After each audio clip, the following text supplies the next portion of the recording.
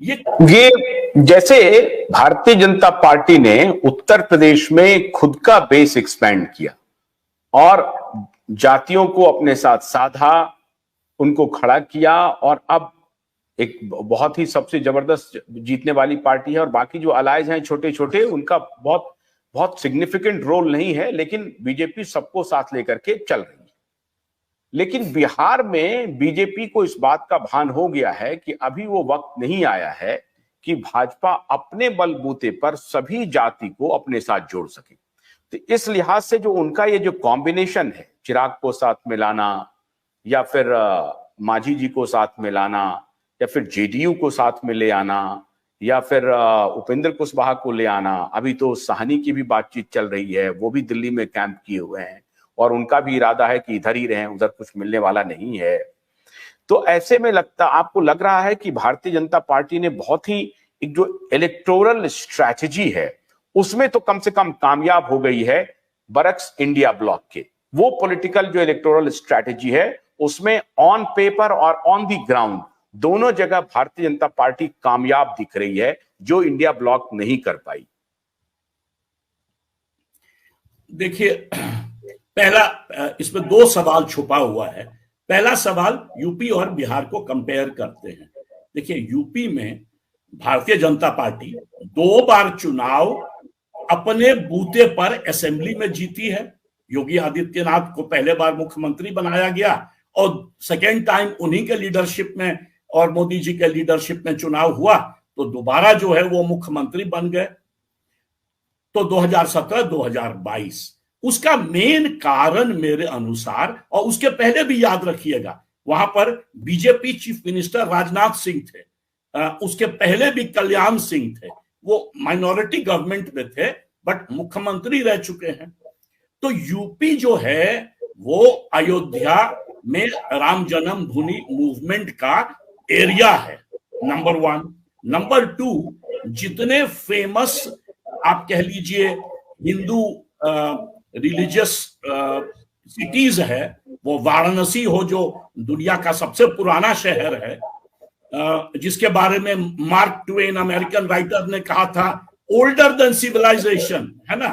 तो वाराणसी भी यूपी में है, मथुरा भी यूपी में है। तो ऊपर से बुद्ध का कुशीनगर भी यूपी में है। तो यूपी जो है ना वो सेंटर है हिंदू सिविलाइजेशन का इन मेनी वेज।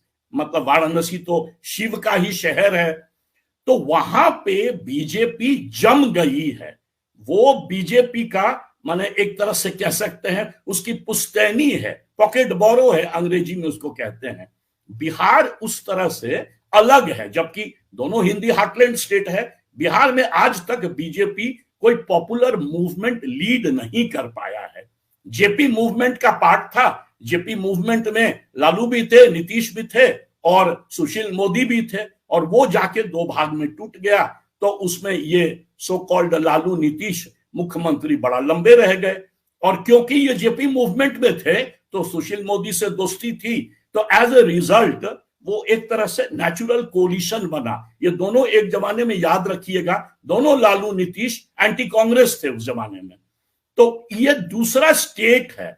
बाहर वाला इसको नहीं समझता है, उनको लगता है हिंदी हार्टलैंड। जी ना, बिहार बहुत अलग है उत्तर प्रदेश से। तो उस कारण बीजेपी आज तक इतिहास में अपने आप पावर में नहीं आ पाया है, पहली बात।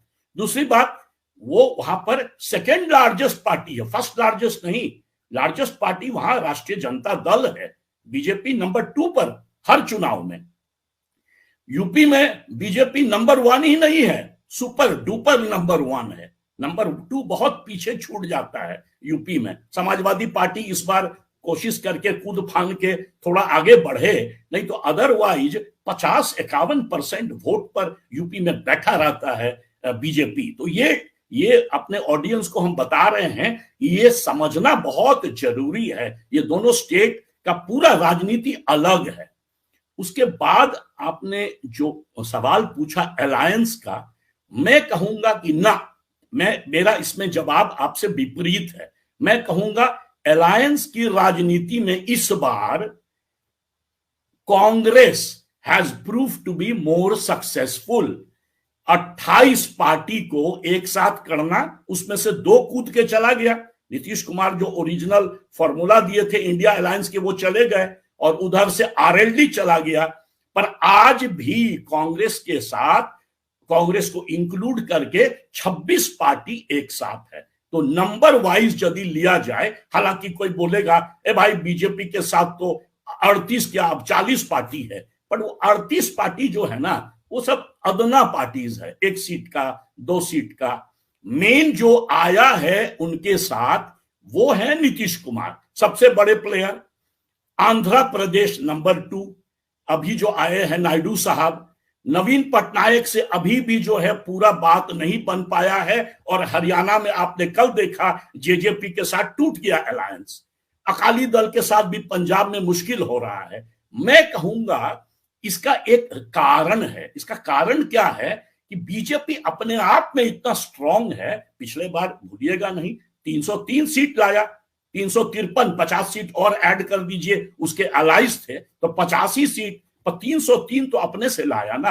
तो जब सेंटर बहुत बड़ा होता है तो उसका एक्सपैंडिंग रोल होता है किसी भी अलायंस में, वो डोमिनेट कर जाता है अपने प्लेयर्स पर।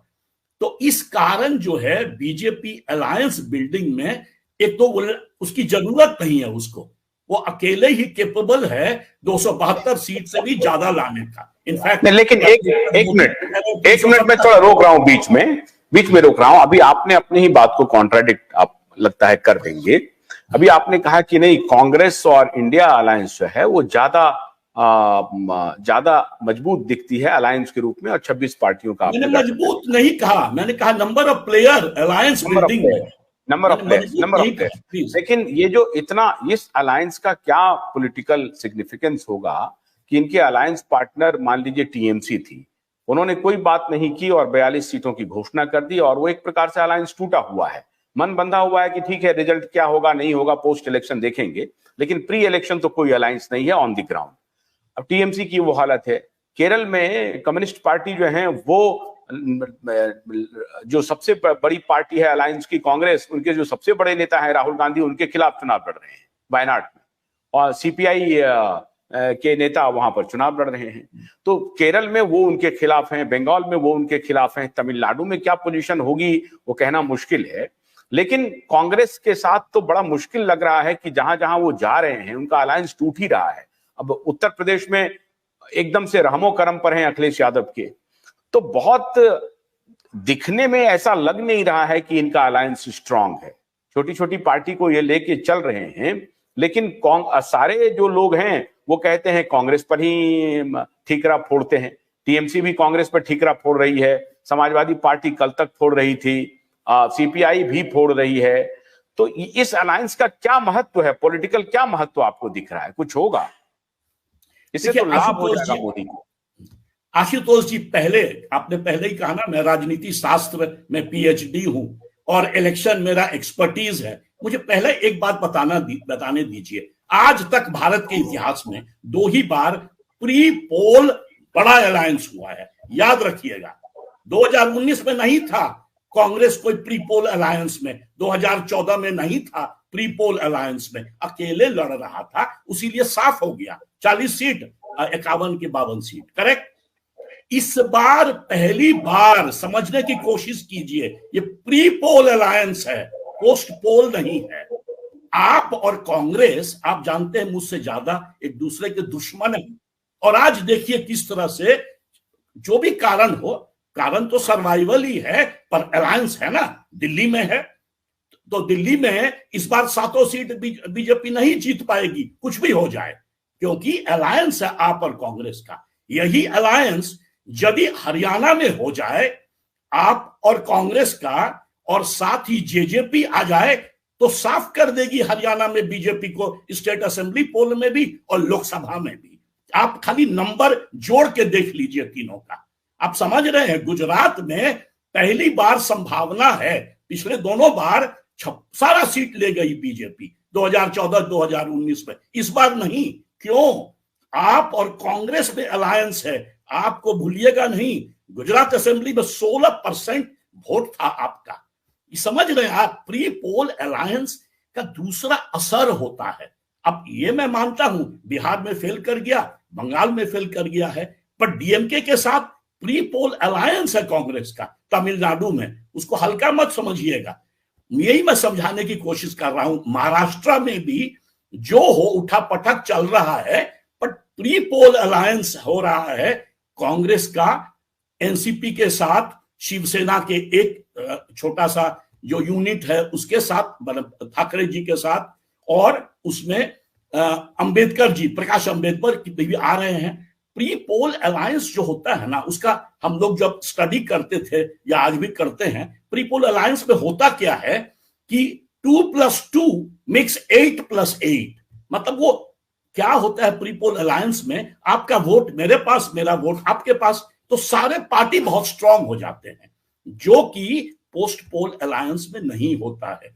आज यदि मायावती जी यूपी में इंडिया अलायंस ज्वाइन कर ले तो बीजेपी का दम नहीं है कि 70 सीट जीत जाएगी 80 में, बट अभी तक हुआ नहीं है। वहां पर अभी भी मायावती एक्स फैक्टर है। तो बीजेपी के साथ दूसरा स्ट्रेंथ है, अगेन समझने की कोशिश कीजिए। बीजेपी अपने आप में अपने बलबूते पर 300 सीट ला सकता है या संभावना है लाने का, तो उसको जो है अलायंस की जरूरत नहीं है। कांग्रेस अपने आप में 40-50 में आके फंस जाएगा।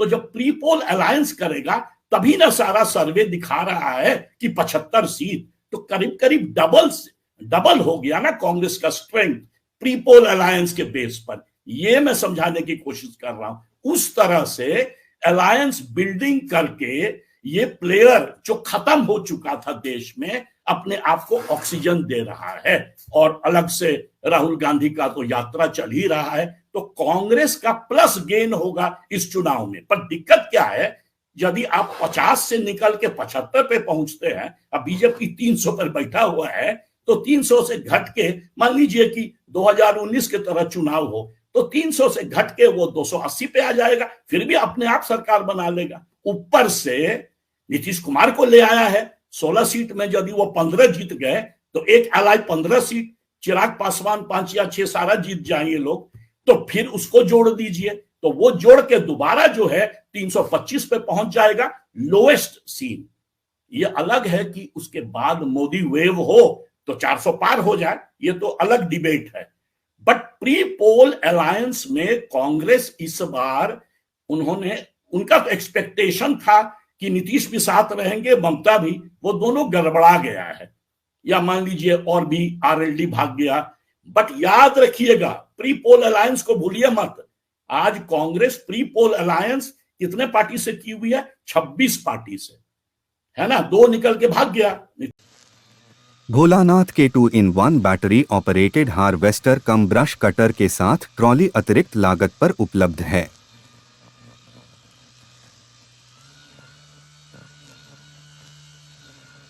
अधिक जानकारी के लिए कृपया दिए गए नंबर पर कॉल करें।